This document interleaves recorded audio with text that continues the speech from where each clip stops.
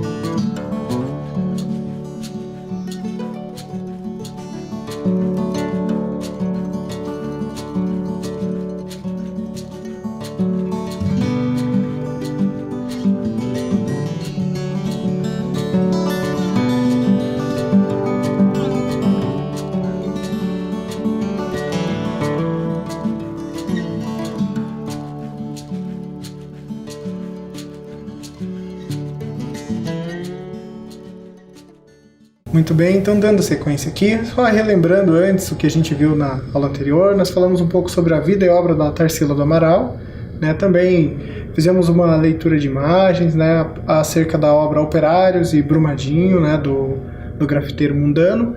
Hoje a gente vai também fazer algumas leituras de imagem aqui, inclusive a gente já vai começar fazendo isso com essas 3 imagens. Eu quero perguntar para você, o que tem em comum nas 3 imagens que estamos vendo aqui? Vou te dar uns segundinhos aqui para você pensar.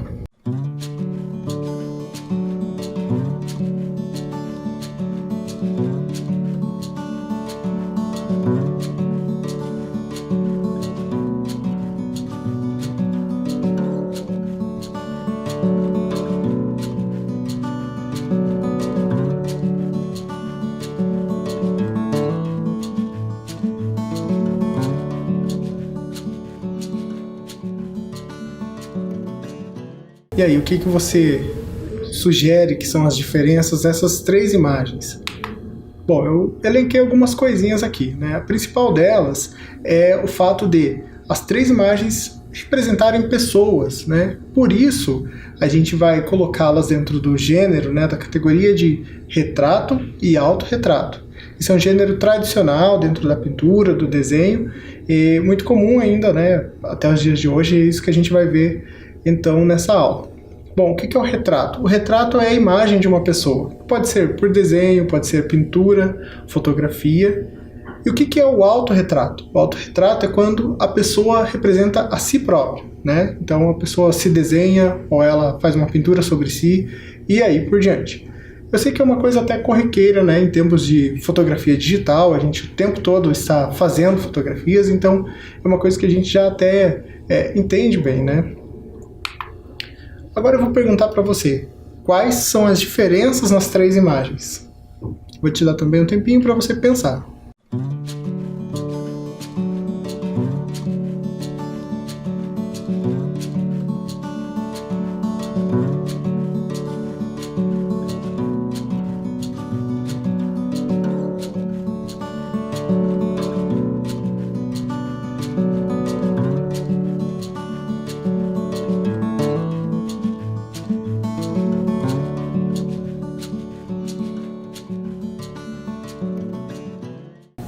quais diferenças você conseguiu apontar nas 3 imagens?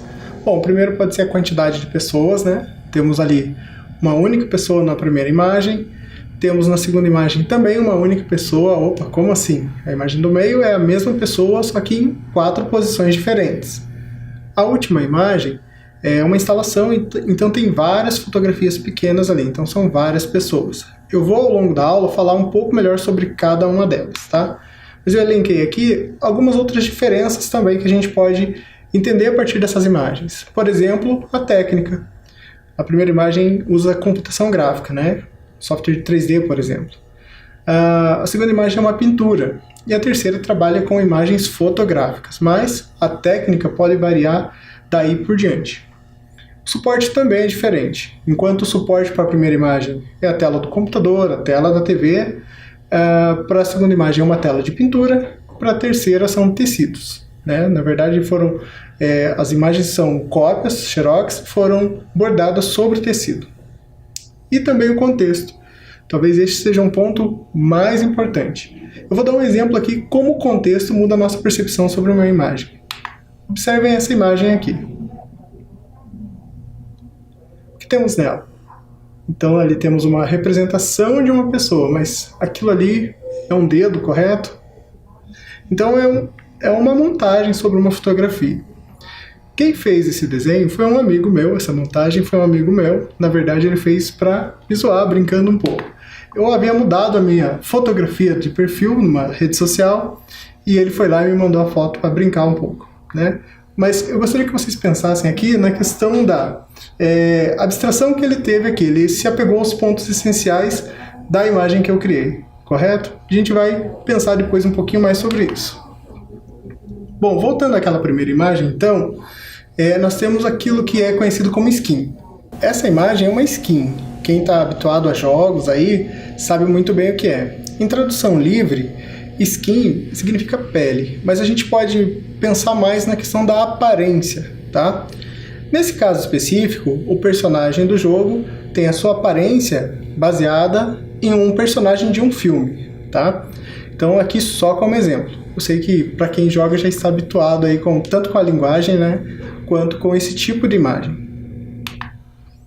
Bom, a gente vai para a nossa primeira atividade. Com base nessas informações, do que é uma skin, aparência, você vai descrever as características como se você estivesse criando uma skin, um personagem sobre você mesmo. Então o que é relevante aqui? A gente vai ser mais objetivo. Então você vai colocar coisas como a cor da sua pele, a cor do seu cabelo, né, a cor dos seus olhos, o formato do rosto, o formato da boca e assim por diante. Então eu vou te dar aqui um tempinho para você fazer uma descrição o mais detalhada possível sobre a sua aparência. Vamos lá então.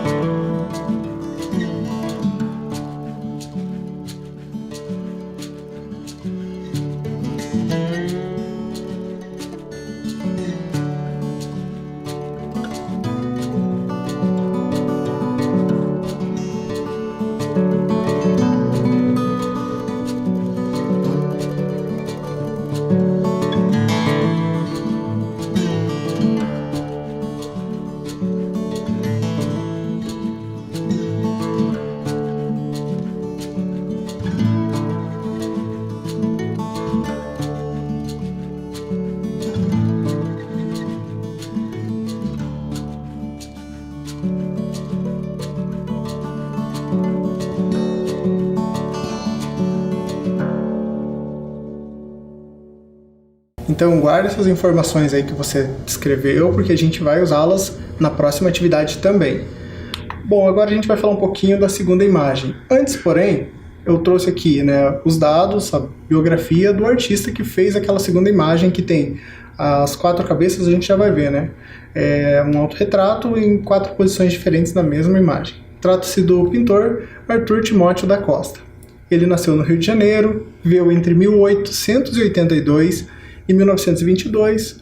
Ele morreu jovem, né, com 41 anos, mas ele foi pintor, decorador, coreógrafo. Ele estudou nas Belas Artes do Rio de Janeiro, né, ele foi premiado também pelo Salão Nacional das Belas Artes do Rio de Janeiro, ganhou medalha de ouro. Numa premiação dessas ele foi morar um tempo em Paris, depois ele viajou pela Espanha, Itália, daí ele retorna ao Brasil.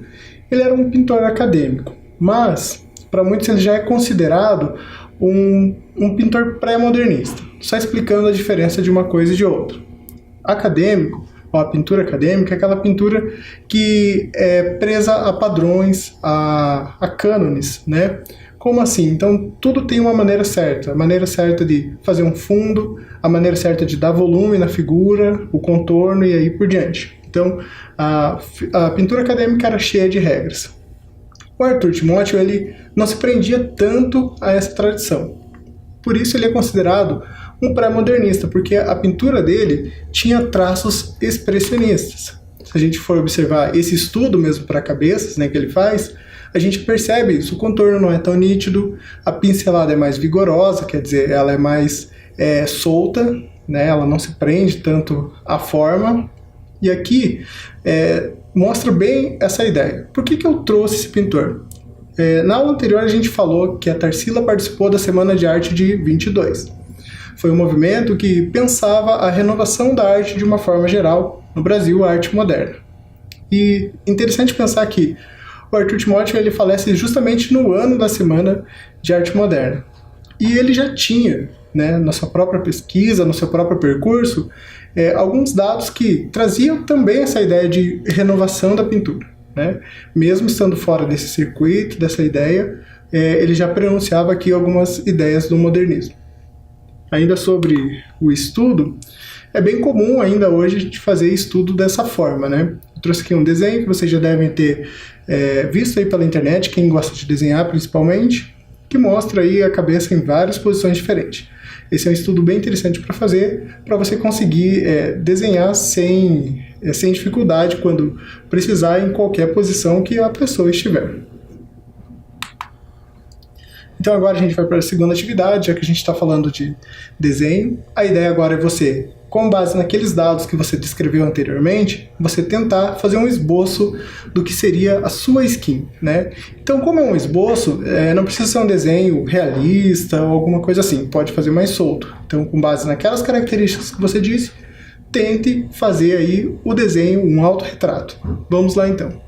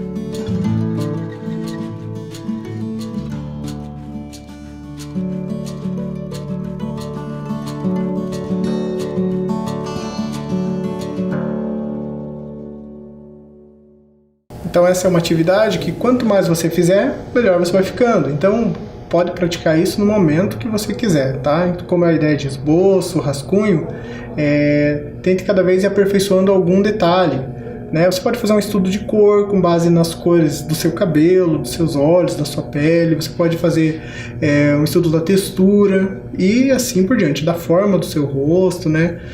Não tem limites aqui para o quanto você deve praticar isso. A gente vai então para a terceira imagem e vou fazer isso novamente, vou apresentar o autor daquela obra. Na verdade, a autora, né? Rosana Paulino. Rosana Paulino nasceu em 1967 na cidade de São Paulo. Tem alguns dados interessantes sobre a carreira dela, né? Ela é a primeira mulher negra a ter uma exposição exclusiva na Pinacoteca de São Paulo. Em suas obras, ela apresenta reflexões e posicionamentos sobre questões sociais como discriminação e racismo. Então, as obras dela combatem a discriminação racial, o racismo, né? E é bem importante nesse contexto. Sua produção discute o papel e a representatividade da população negra, especialmente da mulher afrodescendente, ou seja, mulher negra, na sociedade brasileira. Usa diversas técnicas, tais como desenho, pintura, bordado, cerâmica, fotografia e colagem. Aquela obra que ela fez, inclusive, combina várias técnicas, né? Por isso que é chamada técnica mista. Então ela aborda o xerox sobre o tecido. A gente vai ver mais para frente novamente. Antes eu vou deixar aqui um vídeo que é a própria Rosana falando um pouco do processo criativo dela, como ela pensa e as questões que ela traz para o trabalho dela. Vamos assistir então.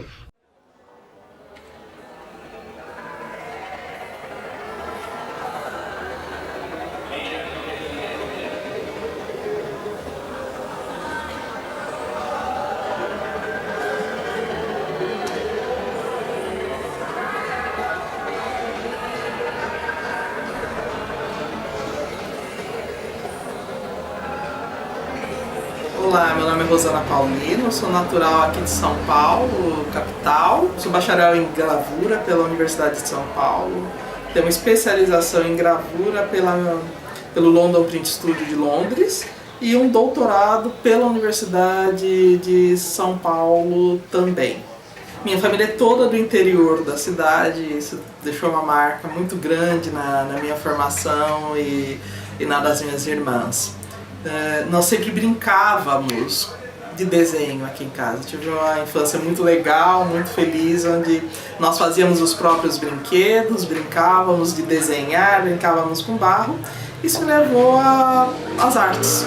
Virei artista visual, trabalho muito com fotografia, trabalho muito com gravura, desenho, e o meu foco principal de investigação tem sido a mulher, e principalmente a mulher negra, dentro da sociedade brasileira. Quais são os preconceitos e as marcas que a escravidão deixou em cima da gente.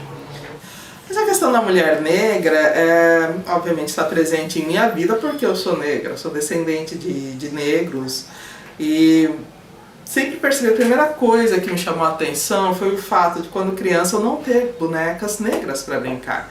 E todos os modelos sempre, a fada linda e loira, a princesa linda e loira. Brincávamos, por exemplo, de colocar toalha na cabeça para representar o cabelo liso, e pensávamos que era normal. Só quando eu fui crescendo que fui percebendo essa exclusão, esses parâmetros. E minha mãe foi empregada doméstica durante boa parte da vida dela, depois foi copeira, trabalhou muito para que eu e minhas irmãs pudéssemos estudar. E obviamente a gente percebe isso, nós vamos percebendo isso, porque a mulher negra sempre aparece e aparecia, principalmente aparecia na TV, no papel de empregada doméstica, ou era a mulata gostosa, ou era sempre essas visões, sempre os papéis excluídos, e obviamente isso foi chamando a minha atenção. E eu escolhi a arte para tratar dessas questões. Resolvo boa parte dos meus trabalhos no desenho primeiro. Só que o desenho e a gravura, num determinado momento, elas começaram a impor uma certa limitação para a minha pesquisa. Eu queria lidar de forma mais contundente com o fato de ser negra, e isso a fotografia me dava. Agora, o que eu gosto muito é de trabalhar com a foto já feita, porque ela tem uma carga, um afeto muito, muito grande. Eu me lembro que eu li um texto do André Bazin que ele falava que as fotos eram como pequenas múmias de papel. E desde criança eu gostava de mexer numa caixa de fotografias que nós temos aqui em casa. Eu posso me aprofundar nesse universo, eu posso saber quem eu sou melhor, da onde vieram os meus antecedentes, os meus pais, minha mãe, minha avó, mas eu gosto de colocar a fotografia em outras situações. E daí veio, por exemplo, a Parede da Memória.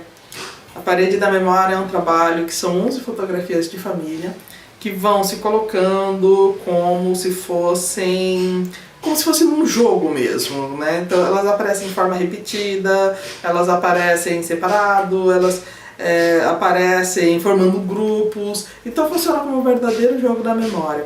Só que para fazer esse trabalho, houve um componente de afeição e de memória muito grande, eu lido muito com a memória.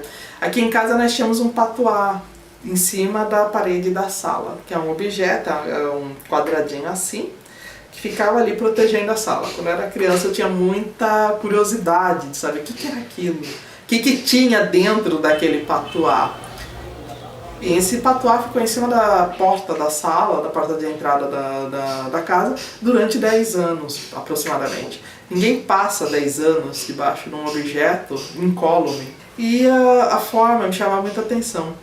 E a ideia de proteção que dava, a própria forma de alguma coisa mágica, alguma coisa que tinha ali dentro, eu resolvi pegar essas 11 fotografias de família e eu cheguei a montar esse trabalho com 1.300 peças. Você tem a questão da multidão, né, do ignorar. Você ignora uma dessas pessoas na multidão, mas você não ignora 1.300 olhos, pares de olhos em cima de você. Eu tive uma educação um pouco antiga, eu aprendi a bordar, eu fiz enxoval. Então tudo isso que foi constituindo a minha formação, eu procurei juntar. E venho estudando essas questões com regularidade e profundidade, né? Quer ser mulher, quer ser negra na sociedade brasileira. Porque é o que me incomoda, eu só consigo trabalhar de fato com as questões que me incomodam. Eu acho que eu tenho que falar, isso está um nó que cresceu comigo, foi crescendo na garganta, e eu tinha que falar, e eu escolhi a arte para tratar dessas questões. Então eu trouxe esse vídeo da Rosana falando um pouquinho do trabalho dela, porque é interessante a gente pensar que essa obra dela, que chama-se Parede da Memória, que é a terceira imagem que a gente viu, tem uma relação com o autorretrato, embora não haja nenhuma ali imagem dela dentre as fotografias que ela fez. Eu explico.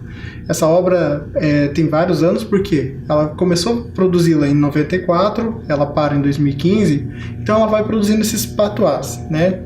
Patuás são amuletos dentro da tradição do candomblé, né, que é a religião dela, da família, e ela cria isso como uma forma de proteção da família. Então aqui a gente tem o tema que é a família e a ancestralidade, são ao todo 11 mulheres aqui representadas, né, que representam essa ancestralidade da família da Rosana. E é interessante que ela fala que mesmo não tendo uma imagem dela aqui, ela está presente, porque tudo isso que ela traz tem a ver com a família, o cuidado, a religião e assim por diante. Então é uma forma de fazer um autorretrato sem necessariamente usar a própria imagem. Bem interessante esse pensamento, né? Então agora a gente vai para nossa última atividade. A gente vai trabalhar agora com uma ideia de fotografia. Você vai buscar no seu acervo pessoal alguma fotografia de algum antepassado seu. Pode ser um avô, um tio, pai, mãe, mas uma fotografia mais antiga.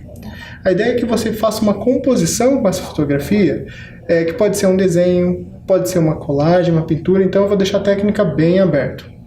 Então, a fotografia vai ser só o pontapé inicial. Vou dar um exemplo aqui. Você acha lá a fotografia e você quer tirar o fundo, substituir, só quer deixar as pessoas que estão ali. Você pode trabalhar por meio do desenho. Você pensa um outro fundo, e aí qual composição de cores vai ter, qual composição de texturas, né? E aí você só usa ali a imagem desenhando o que você quer.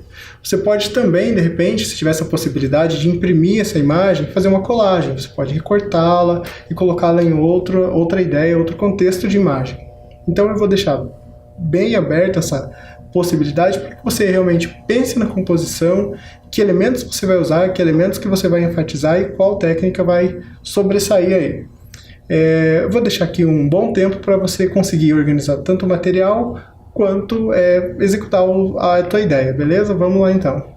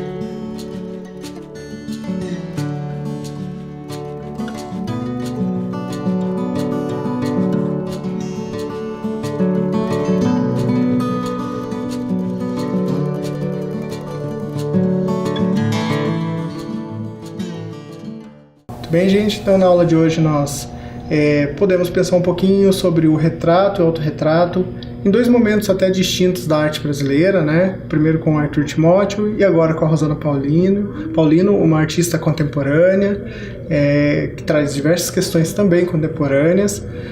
Também podemos pensar essa nossa relação com a imagem do dia a dia, né? Seja nas redes sociais ou a imagem de jogos, enfim. Espero que você tenha gostado da aula. Por hoje é isso, então, até logo.